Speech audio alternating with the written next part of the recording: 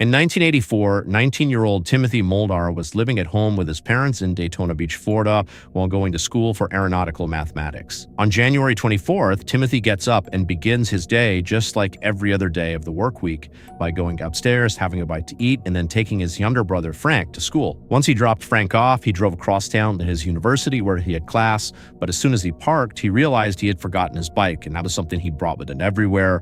And so before class started, he went back home, he got his bike, put it in his car, turned around and headed out, and his mother would step outside and see him trailing away down the road, and that was the last time she or anybody in their family, for that matter, saw him alive. That night when Tim didn't come home, his family called the police. The police asked him, is there any reason he would want to run away? Is he in trouble? Is there anything going on? And his family's like, no, he's a straight-A student. He's got lots of friends. He's super happy. He's well-adjusted. He's on a great career path.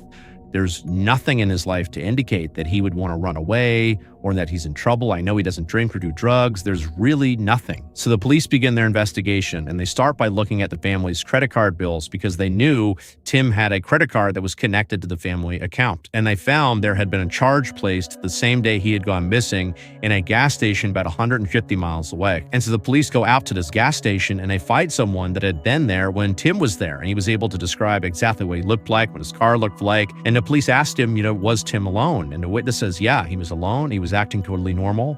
I saw him go into the store and then I saw him come back out again, and that was it. I don't know where he went after the gas station. So for the next couple of days, nothing really happened. There were no leads to operate on, and Tim wasn't getting in touch with them, so they just waited. Then on January 30th, so that a week after Tim has gone missing, Tim's family receives a letter from an auto impound company in Atlanta, Georgia. And the letter basically says, there is a car that's sitting in our lot that is registered to your house, and you need to come out here and get it. And so the family goes to Atlanta, Georgia to inspect the car, and they walk up to it, and there's nothing suspicious about it. There's no scratches on it. The tires are all fully inflated. They look inside, and there's no sign of a struggle. There's no blood. There's no debris of any kind. But what they would find inside the car were Tim's credit cards, his wallet, his license, and other items suggesting that perhaps Tim is trying to ditch his old identity and start a new one. They also noticed a few very expensive items that they knew were always in his car were now missing. His car stereo, his toolbox, and his bike. Tim's family stayed in Atlanta for a couple of days thinking maybe Tim will return to this car, but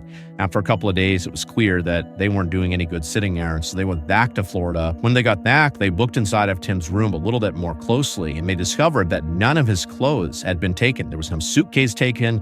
It was like he left with just the clothes on his back. They also checked his savings account, and he had taken all the money out but left $10 in there. And the family believed that by leaving that $10, what he was saying is, I'm going to come back someday. But he didn't come back, and they never ever heard about him again. It was like he just vanished. A decade after Tim went missing, the TV show Unsolved Mysteries aired a segment about Timothy and his disappearance in hopes that the viewers would be able to give them some information about the case. And sure enough, a man named Stephen Call, who was living in Wisconsin, called into the show and said, without a doubt, I know where Timothy is. He told them this story about how 10 years earlier, he was walking around this forested area in Wisconsin when he came to a clearing in the middle of this forest, and he saw this lump in the middle of the ground. He didn't know what it was. It was wintertime, so he couldn't tell if it was wood or an animal.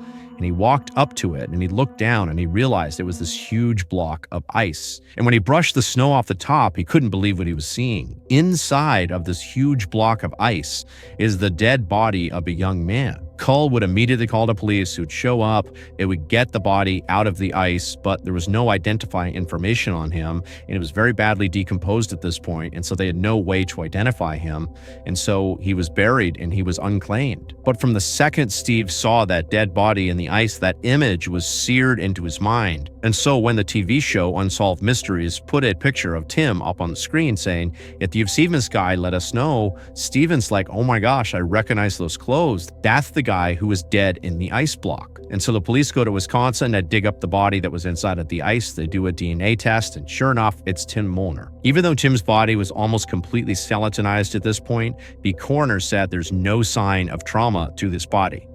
However, they weren't able to determine a cause of death. To this day, we have no idea how or why Tim wound up 1,200 miles away, frozen inside of a block of ice.